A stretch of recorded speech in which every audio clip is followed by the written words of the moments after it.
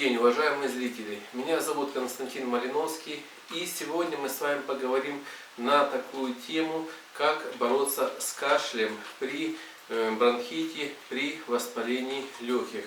К сожалению, при этих заболеваниях, когда происходит воспаление бронхиального дерева, организм пытается избавиться от бактерий, вирусов, которые находятся на стенках бронхов.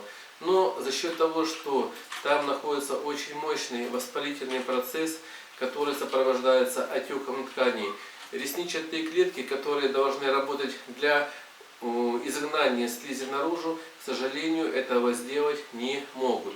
В итоге слизь в бронхах застаивается, и у человека появляется рефлекторный кашель, который может быть очень сильным, очень досаждать пациенту.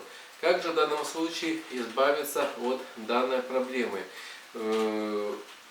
Сейчас мы с вами поговорим о таком рецепте, который поможет вам избавиться от этого кашля.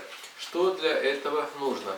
Необходимо приготовить настой корня солодки, он еще называется грудной эликсир.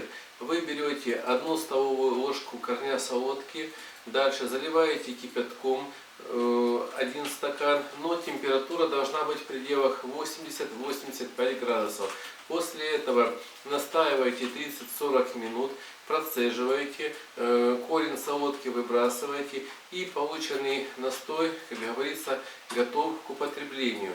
После этого берете 2 таблетки термопсиса. Это препарат на растительной основе, который возбуждает дыхательный центр, который разжижает мокроту, который способствует более лучшему ее отхождению, который включает в работу вот этой ресничатой эпителий для того, чтобы он способствовал более быстрому отхождению мокроты.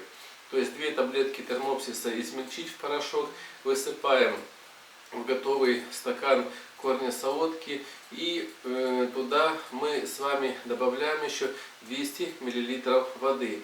То есть у нас с вами получится рецепт: 200 мл кипяченой воды раз, где-то 150-180 мл корня солодки 2 и 2 таблетки термопсиса, измельченные в порошок.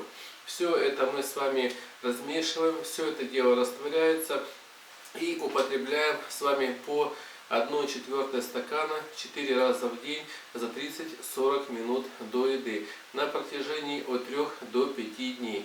В итоге кашлять вы будете меньше, кашель будет более продуктивный, будет более лучше отходить мокрота. Если это видео для вас было полезным, подписывайтесь на канал и ставьте лайк. Всего доброго!